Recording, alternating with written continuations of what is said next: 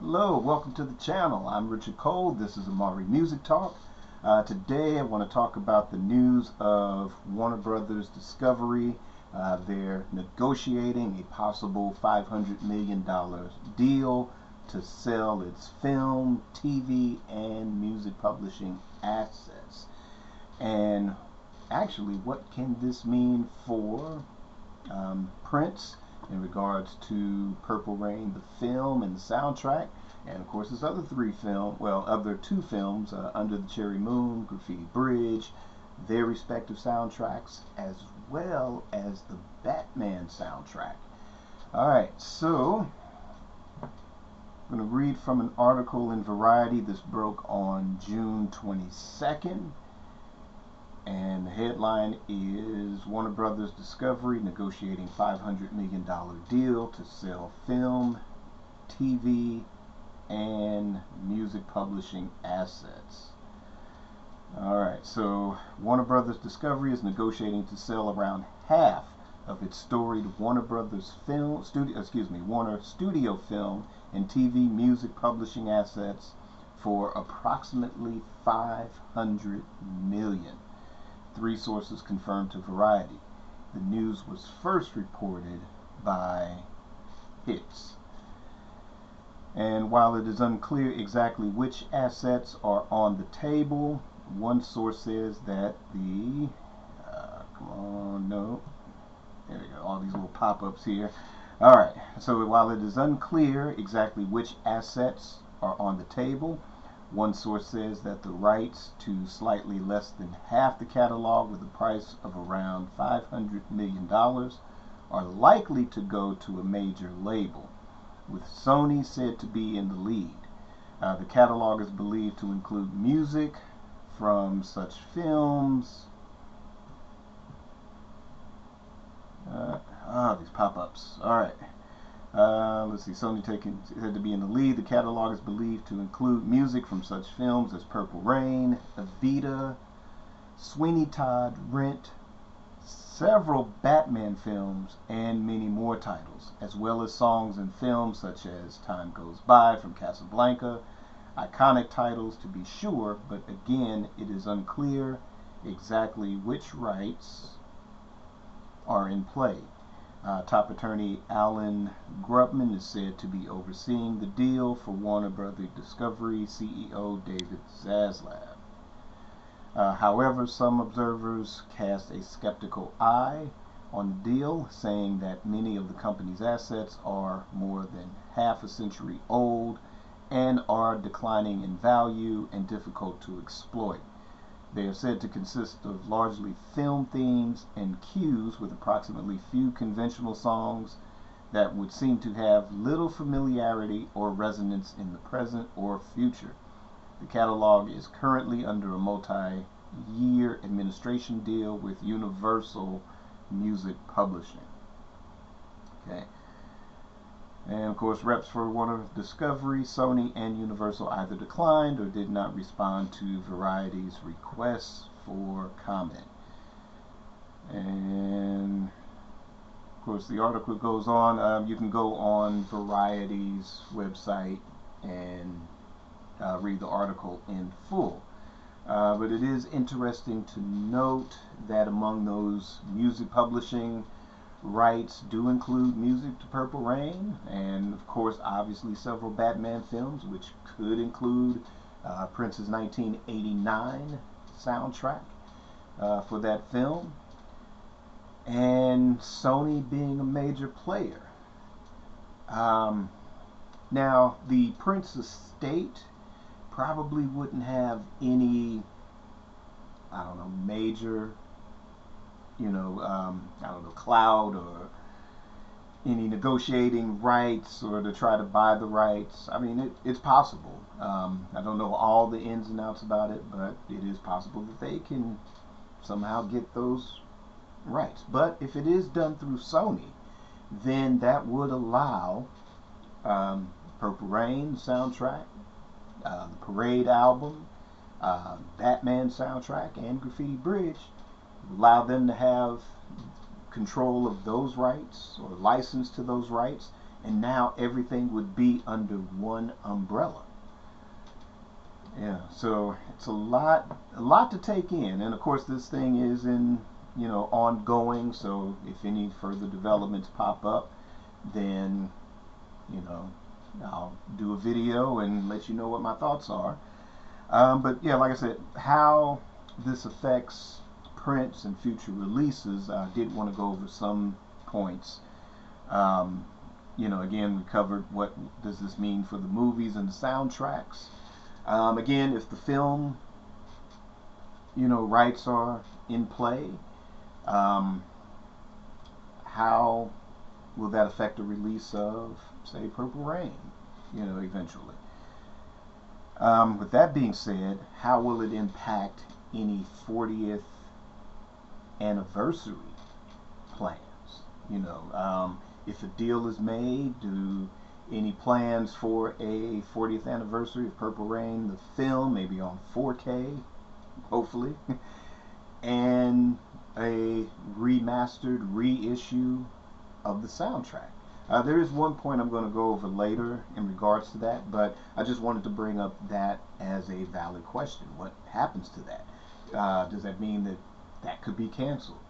And that being canceled, kind of once everything settles into place, does that mean we have to wait for the 50th anniversary edition? Yeah, I would like something, because it's, 2024 is around the corner, and yeah, I would love to have a proper Purple Rain Super Deluxe edition drop next year. Again, a remaster of the film done in 4K. That would be nice to have, Blu-ray of that. So, I don't know. Let me know what your thoughts are on any possible delay of an anniversary edition of Purple Rain, or do we have to wait for the 50th anniversary? Maybe on a positive, potential Super Deluxe edition and video releases. You don't have to wait for an anniversary. If the deal goes through quicker, could we possibly see a Parade Super Deluxe and a remastered 4K Blu-ray of Under the Cherry Moon, or even Graffiti Bridge? That's something to look forward to, if that's a possibility. Again, everything would be under, if Sony ends up being the winner in this bid, then that means everything, the entire Prince catalog under one umbrella. And, no more having to wait for Warner Brothers to do this, or if they're going to do that. Depending on the terms of the contract, whoever wins the bid, let's just say, for argument's sake, that Sony ends up being the winner. Depending on when that start date would be, meaning effective, say, 2026, 2027, then, then we'll start to see Prince releases.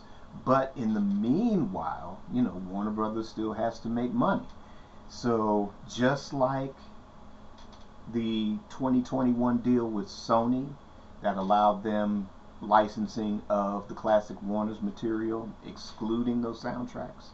Remember, while 2021 was approaching, Warner Brothers still had to make money, so they dropped the 1999, yeah, there it is, 1999 Super Deluxe Edition. They also dropped, before 2021, the Sign of the Times Super Deluxe.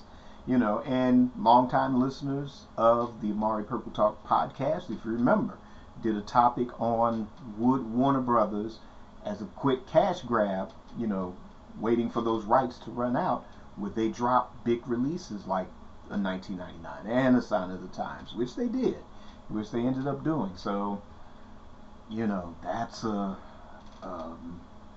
would they be able to do it again? So again, if the deal goes through and it's effective 2026, 2027, barring, just like before, Warner Brothers had a contract with Prince that gave them that control until 2021. So are there some things that, based on existing contracts, even though the sale goes through, it wouldn't take effect for a couple of years because of certain rights and contracts that already existing. Would they quickly drop that Parade Super Deluxe and fast track that and drop it? And again, a 4K release of the film. Would they rush release something like that, make their few bucks, and then again, 2027, if it's under Sony, again, there's no definite winner on any bids. Everything is still in negotiation, but for the sake of this episode, then would, later on down the line, you would get a, say, Parade Super Deluxe, the complete sessions. Maybe we get like a little truncated thing before, the official changeover takes place. Some interesting questions, but again, leave me a comment and let me know what you think about that. And again, can the estate negotiate with Sony in regards to those Prince soundtracks? If Sony gets it back, if Sony gets control of those movie rights, and when it comes to the Prince material, like, well, okay, bring the estate in on the negotiating table. Would the estate be the ones to initiate that? If not complete ownership, again, here's the caveat. Movie soundtracks are different. So say if, like we'll take, like say like a James Bond film, we'll say somebody, say the theme for Goldfinger or something like that.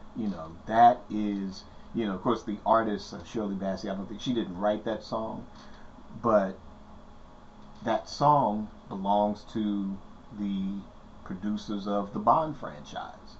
It's a different negotiation. So while, say, Shirley Bassey, all of her other studio albums, whatever contracts she negotiated back in the day, whatever royalties she was getting from that, it was a different contract than whatever her standard recording contract was. So with that being said, would the estate say, okay, well, if we don't own the rights, can we get a bigger royalty off of the sales of that? Or if, the music from Purple Rain is used in commercials or other movies, would they get a bigger royalty on that as well? Again, this is some very interesting, situation. Personally, I don't know what the deal is with Warner Brothers. They have a huge legacy. I'm currently watching a documentary on their 100 years of filmmaking. I'm only on episode 2 of that, but I'm looking forward to finishing it. But there's a rich history there, and then the turnaround, and first David Zaslav basically guts out Turner Classic Movies, the Turner Classic Movie Channel, which was an outlet to, keep a lot of those films, those classic films, in, in the minds of people that love those films. Those are classic films, from whether it was the 30s, the 40s, 50s, 60s, 70s, even modern classics. That's an outlet for that.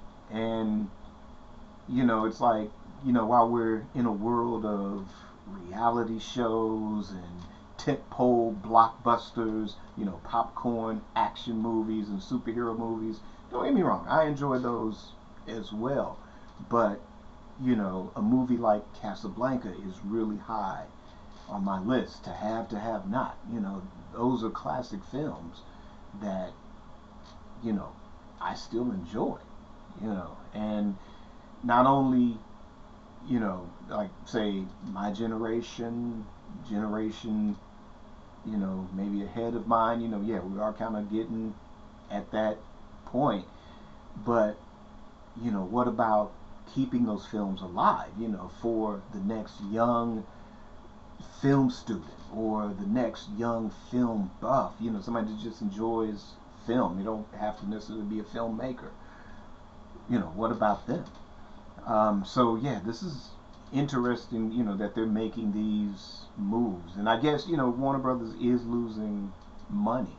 And, even in regards to, say, again, the big blockbusters, their DC films, their last three haven't performed well, you know, regardless of varying degrees of whether it's good critic ratings or good audience ratings, that word of mouth isn't there for those films. And yeah, and even though like that particular wing of Warner Brothers, they're going to reboot, I don't know, it's a challenge. It's a challenge, and maybe they have to do what they have to do. It's not friend business, it's not nostalgia business, it's show business. And got to make good business decisions. And whether we like it or not, they're probably just doing what they have to do to stay afloat and keep it as a viable business model. But again, let me know what you think about this, and how do you think it affects Prince releases going forward. Again, leave me a comment and let me know your thoughts. And thank you once again for tuning in. Always like, subscribe, hit the notification bell.